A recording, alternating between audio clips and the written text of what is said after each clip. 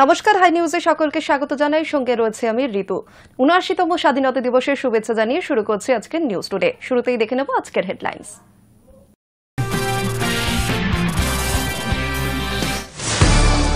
৭৯তম স্বাধীনতা দিবসের সকালে ভারতবাসীকে শুভেচ্ছা বার্তা মুখ্যমন্ত্রী মমতা বন্দ্যোপাধ্যায়। এক্স হ্যান্ডেলে স্বাধীনতা সংগ্রামীদের প্রণাম জানালেন তিনি। দেশবাসীর উদ্দেশ্যে মুখ্যমন্ত্রীর বার্তা, দেশবাসীর সম্মান রক্ষায় লড়াই জারি থাকবে। রক্ত আর জল একসঙ্গে বইতে পারে না, লালকেল্লা থেকে সিন্ধু চুক্তি নিয়ে পাকিস্তানকে কড়া বার্তা প্রধানমন্ত্রীর। ভারত পরমাণু হামলার হুমকি বরদাস্ত করবে না, স্বাধীনতা দিবসের ভাষণে পাকিস্তানকে জবাব প্রধানমন্ত্রীর। পাক সেনাপ্রধান আসিম মুনির সহ একাধিক পাক নেতৃত্ব পরমাণু যুদ্ধের জিগিরি তুলেছিলেন। স্বাধীনতা দিবসের অনুষ্ঠানে ঘটে গেল মর্মান্তিক দুর্ঘটনা। স্কুলে জাতীয় পতাকা উত্তোলনের সময় বিদ্যুৎস্পৃষ্ট হয়ে প্রাণ হারালেন শিক্ষক। বসিরহাট মহকুমার হাড়োয়া থানার মল্লিকপুরের ঘটনা। স্বাধীনতা দিবসের সকালে ভয়াবহ দুর্ঘটনা বর্ধমানে। লরির পিছনে ধাক্কা যাত্রীবাহী বাসের। দুর্ঘটনায় মৃত ১০, আহত কমপক্ষে ৩৫। নিয়ন্ত্রণ হারিয়ে দুর্ঘটনা বলে প্রাথমিক অনুমান। রক্ত আর জল একসঙ্গে বইতে পারে না, লালকেল্লা থেকে সিন্ধু চুক্তি নিয়ে পাকিস্তানকে কড়া বার্তা প্রধানমন্ত্রীর। প্রধানমন্ত্রীর বক্তব্য, সিন্ধু চুক্তির মতো অন্যায়পূর্ণ এবং একতরফা চুক্তি আমরা কোনোভাবেই মানব না। অপারেশন সিন্দুরের পর সিন্ধু চুক্তির বাতিলে যে সিদ্ধান্ত ভারত সরকার নিয়েছিল সেই সিদ্ধান্ত বদলাবে না। স্বাধীনতা দিবসে লালকেল্লা থেকে ভাষণে স্পষ্ট করে দিলেন প্রধানমন্ত্রী নরেন্দ্র মোদী। পাকিস্তানের উদ্দেশ্যে প্রধানমন্ত্রীর কড়া বার্তা, রক্ত আর জল একসঙ্গে বইতে পারে না, একতরফা সিন্ধু চুক্তি আমরা কোনোভাবেই সহ্য করব না। লালকেল্লা থেকে প্রধানমন্ত্রীর বক্তব্য, সিন্ধু চুক্তির মতো অন্যায়পূর্ণ এবং একতরফা চুক্তি আমরা কোনোভাবেই মানব না। আমাদের দেশের ভূমির উপর দিয়ে বইবে, ভারতের মাটি দিয়ে যে নদী বইবে সেটার অধিকার শুধুমাত্র আমাদের দেশের অন্নদাতাদের। পাকিস্তানের উদ্দেশ্যে প্রধানমন্ত্রীর স্পষ্ট বার্তা, বর্তমানে সিন্ধু চুক্তির যে শর্ত রয়েছে সেই শর্ত আমরা মানব না। কৃষকদের হিতের জন্য, দেশের হিতের জন্য এই সমঝোতা কোনোভাবেই মানা হবে না। গত ২২ এপ্রিল পেহেলগাঁওয়ে বৈতরণ উপত্যকায় জঙ্গিদের বুলেট বৃষ্টিতে রক্ত ঝরেছে ২৬ নিরীহ মানুষের। পাক মদতপুষ্ট লস্কর জঙ্গিরা এই নাশকতা ঘটিয়েছে। একের পর এক এই প্রমাণের জেরে পরের দিন অর্থাৎ ২৩ এপ্রিল কার্যত পাল্টা দিতে শুরু করে দিয়েছিল ভারত সরকার। সিন্ধু জল চুক্তি বাতিল করে দেয় নয়াদিল্লি। ১৯৬০ সালে বিশ্ব ব্যাংকের মধ্যস্থতায় সিন্ধু জল চুক্তি সই করে ভারত এবং পাকিস্তান। ১৯৬০ সালের চুক্তি মতে শতদ্রু, বিপাশা, রবি নদীর জল ব্যবহার করার পূর্ণ অধিকার রয়েছে ভারতের। সিন্ধু, ঝিলাম ও চন্দ্রভাগার অধিকাংশ জলের ভাগ পেয়েছে পাকিস্তান।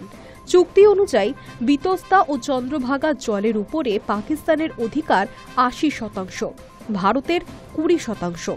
তবে এই নদীগুলি শর্ত সাপেক্ষে বাঁধ তৈরি করতে পারে ভারত। দীর্ঘদিন ধরেই নয়াদিল্লির দাবি ছিল সিন্ধু জল চুক্তিতে সংশোধন করতে হবে, কারণ ভারতের নদীবাঁধ দেওয়া নিয়ে বারংবার ইসলামাবাদের প্রবল আপত্তি। এই চুক্তি অনুযায়ী সিন্ধু ও উপনদীগুলি যে জল পাকিস্তান পেত তাতেই সেই দেশের চাষাবাদ, পানীয় জলের অধিকাংশ চাহিদা মিটত। কিন্তু পেহেলগাঁও জঙ্গি হামলার পর সেই চুক্তি বাতিল করে দেয় ভারত সরকার। এরপর পাকিস্তান একাধিকবার চুক্তি পুনরায় চালু করার জন্য অনুরোধ করে, কিন্তু নয়াদিল্লি তাতে সাড়া দেয়নি। তারপর লালকেল্লা থেকেই প্রধানমন্ত্রী স্পষ্ট করে দিলেন, বর্তমান শর্তে কোনোভাবেই সিন্ধু চুক্তি মানা হবে না। High news network. ভারত পরমাণু হামলার হুমকি বরদাস্ত করবে না, স্বাধীনতা দিবসের ভাষণে পাকিস্তানকে জবাব ভারতের।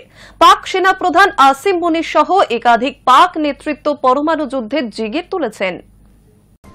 পরমাণু যুদ্ধের হুমকি ভারত আর সহ্য করবে না। স্বাধীনতা দিবসে ভাষণ দিতে গিয়ে সাফ হুঙ্কার দিলেন প্রধানমন্ত্রী নরেন্দ্র মোদী। লালকেল্লা থেকে মোদীর ঘোষণা, পরমাণু যুদ্ধ নিয়ে ভয় দেখালেও ভারত সেটা আর সহ্য করবে না। উল্লেখ্য, গত কয়েকদিন ধরেই পাক সেনাপ্রধান আসিম মুনির সহ একাধিক পাক নেতৃত্ব পরমাণু যুদ্ধের জিগির তুলেছেন। স্বাধীনতা দিবসে পড়শি দেশকে সপাটে জবাব দিলেন নরেন্দ্র মোদী। সম্প্রতি আমেরিকা সফরে গিয়ে পাক সেনাপ্রধান বলেন, আমরা পরমাণু শক্তিধর দেশ।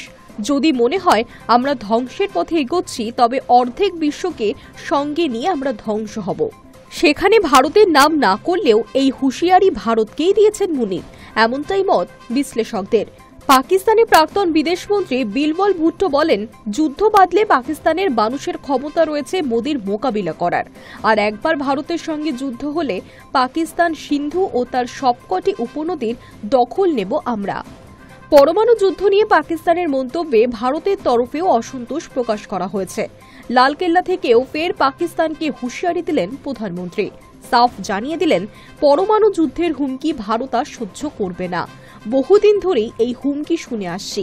যদি আমাদের শত্রু এইরকমভাবে হুমকি দিতে থাকে, তাহলে আমাদের সশস্ত্র বাহিনী তাদের ভাষাতেই জবাব দেবে। যোগ্য জবাব দিতে আমরা প্রস্তুত। Hi news network. প্রথমবার চাকরিতে ঢুকলে মিলবে 15,000 টাকা। স্বাধীনতা দিবসের দিনে লালকেল্লা থেকে বড় ঘোষণা প্রধানমন্ত্রী নরেন্দ্র মোদীর। 15 আগস্ট থেকে লাগু হচ্ছে প্রধানমন্ত্রী বিকশিত ভারত যোজনা।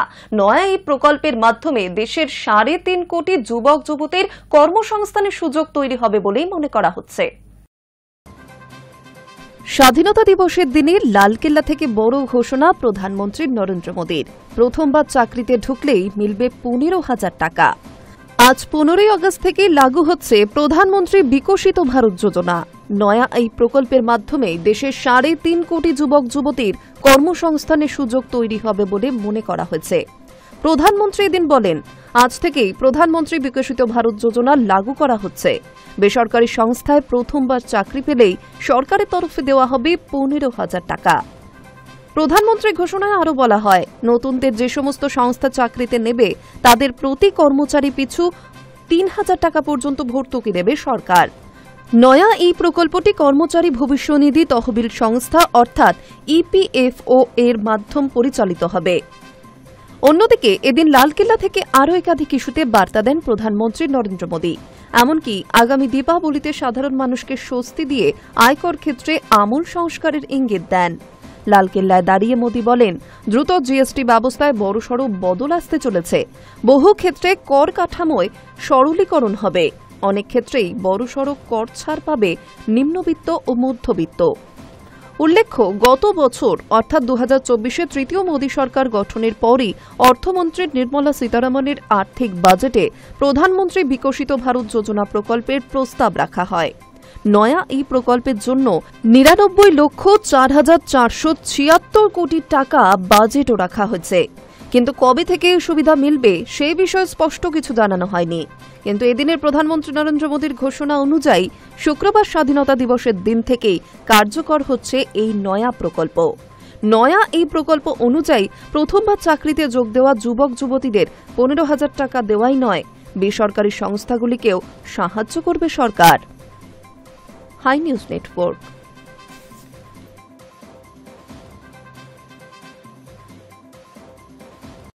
৭৯তম স্বাধীনতা দিবসের সকালে ভারতবাসীকে শুভেচ্ছা বার্তা বাংলার মুখ্যমন্ত্রী মমতা বন্দ্যোপাধ্যায়ের। এক্স হ্যান্ডেলে স্বাধীনতা সংগ্রামীদের প্রণাম জানালেন তিনি। দেশবাসীর উদ্দেশ্যে মুখ্যমন্ত্রীর সাফ বার্তা, দেশবাসীর সম্মান রক্ষার লড়াই জারি থাকবে। ৭৯তম স্বাধীনতা দিবসের সকালে ভারতবাসীকে শুভেচ্ছা বার্তা বাংলার মুখ্যমন্ত্রী মমতা বন্দ্যোপাধ্যায়ের।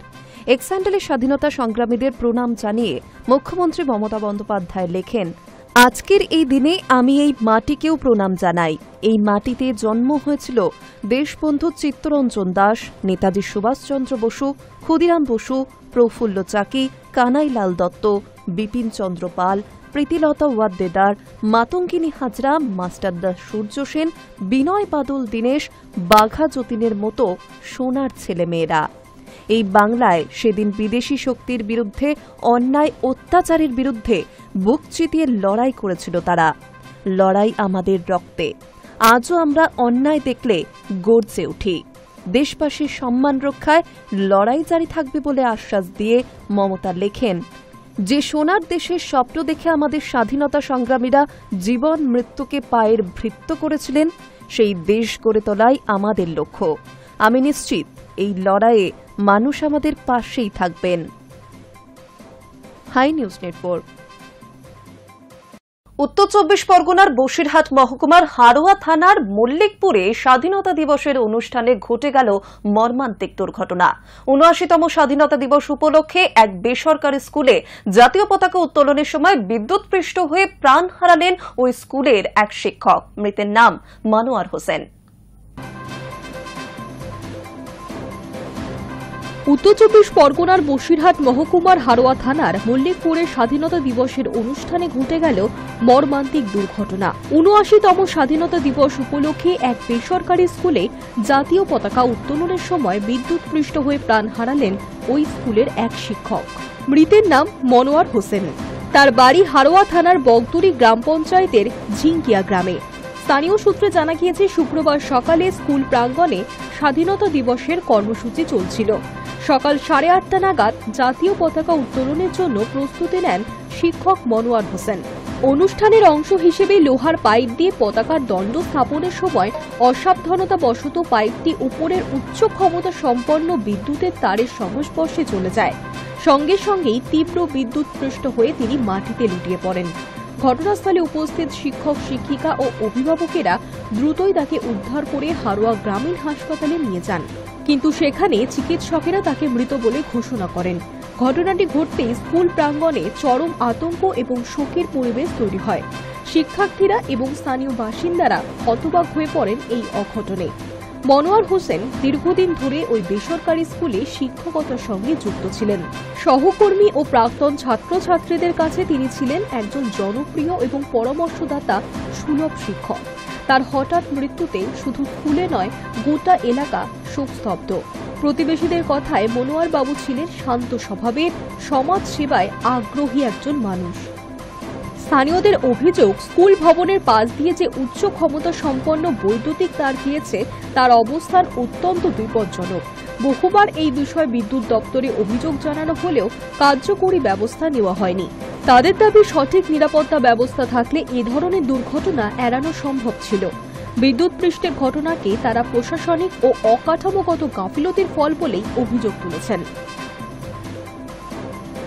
High news network. নিয়ে নিচ্ছে একটা ছোট বিরতি, ফিরে আসছি বিরতির পর।